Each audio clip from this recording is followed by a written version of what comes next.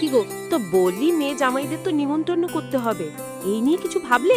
তাদের তো ভালো মন্দ খাওয়া থেকে পোশাক আশাক সবকিছু দিতে হবে গো। তা তুমি ঠিকই বলেছ গো গিন্নি, বয়স হয়েছে, এখন তো সেরকম ভারী কাজও করতে পারি না, কোনো রকম দোকানটা চালিয়েই আমাদের দুজনের সংসার চলে যায়। তা মেয়ে জামাইকে তো দাওয়াত দিতেই হবে, এ নিয়েই তো বসে বসে ভাবছি কি করা যায়। আচ্ছা গিন্নি, আমাদের ভাড়ে যে টাকা গুছিয়েছিলাম একবার গিয়ে নিয়ে এসো না, দেখি ভেঙে কটা টাকা জমেছে। সেটাই তো, ওটা তুমি ভেঙে ফেলতে যাচ্ছ। সামনে ঝড় বৃষ্টির দিন আসছে, আর ওটাও যদি খরচ করে ফেলো তখন কি করবে বলো তো? কি আর করব বল, হাতে যে তেমন টাকা করিও নেই, ভার ভাঙা ছাড়া আর কোনো উপায় দেখছি না আমি। জামাই মেয়েদের নিমন্ত্রণ করতে, তাদের সামনে তো ভালো কিছু না দিলে মেয়ের সম্মান থাকবে না, এত চিন্তা করে লাভ নেই। তুমি যাও ভাতটা নিয়ে এসো, ঝড় বৃষ্টির দিন যখন এসেই গেল তখন বৃষ্টি নামতে পারে।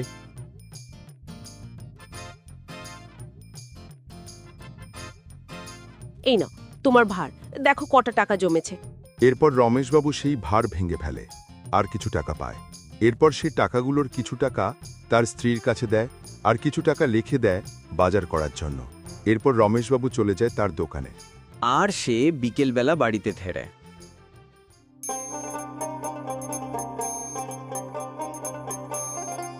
বলি কই গো গিন্নি, কই গেলে? এদিকে এসো, কটা খেতে দাও, খেয়ে দে দুই জামাইয়ের বাড়ি যেতে হবে তো। এই এই নাও, তাড়াতাড়ি খেয়ে তাহলে বেরিয়ে পড়ো। আর হ্যাঁ, জামাই বাড়িতে যাচ্ছ, কিছু নিয়ে যেও, খালি হাতে গেলে মানুষ যে নিন্দে করবে গো। হ্যাঁ গো ঠিক আছে, প্রথম দুই জামাই বাড়ি যাচ্ছি, খালি হাতে গেলে কি চলে? তুমি কটা টাকা দাও দেখি, যে জমানো টাকা আছে ওখান থেকে দাও।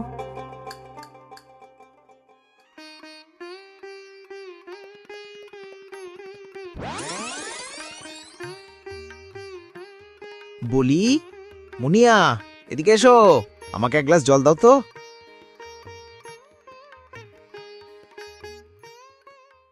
এই নাও তোমার জল। আজকে যে এত তাড়াতাড়ি বাড়ি ফিরে এলে? তখনই রমেশবাবু তার ছোট মেয়ের বাড়িতে আসে। কই রে মা মুনিয়া, এদিকে আয় মা। এ কি, মনে হচ্ছে তো বাবার কণ্ঠ।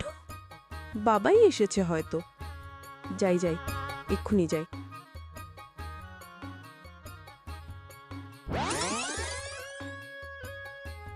এ কি বাবা, তুমি এসেছো? এসো এসো, ঘরের ভিতরে এসো। কেমন আছো বাবা? মা কেমন আছে বাবা? হ্যাঁ রে মা, তোর মা ঠিকই আছে, আমিও ভালো আছি। তা জামাই বাবাজি কেমন আছো? আমি আসলাম তোমাদেরকে নিমন্ত্রণ করতে। বলছি জামাই বাবাজি, আসছে শুক্রবার তোমাকে আর মুনিয়াকে নেমন্তন্ন করলাম, শুক্রবার তোমরা দুজনে চলে যেও। আর হ্যাঁ, আর যে কদিন পারো তোমরা আমার বাড়িতেই থেকো। ঠিক আছে বাবা, আপনি যখন বাড়ি এসেছেন, নিমন্ত্রণ করে গেলেন, তখন তো যেতেই হয়। আপনি চিন্তা করবেন না, শুক্রবার আসলে আমি আর মুনিয়া চলে যাব আপনাদের বাড়িতে। মুনিয়া, দাঁড়িয়ে আছো কেন? বাবার জন্য কিছু জলখাবার নিয়ে এসো। বসুন বাবা, আপনি এখানে বসুন। না বাবা পলাশ, আমি আর বসবো না। এইমাত্র তো এলে, একটু কিছু অন্তত মুখে দিয়ে যাও।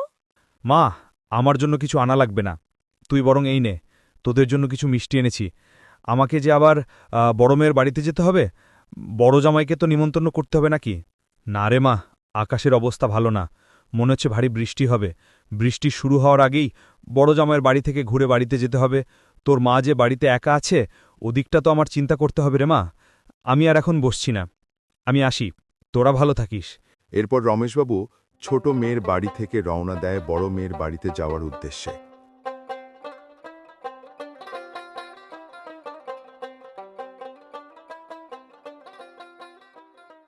মেঘ করেছে, যখন তখন বৃষ্টি নামতে পারে। আজকে বেশ কাজ করেছি মাঠে, কটা বাজার করে বাড়ি ফিরে যাই।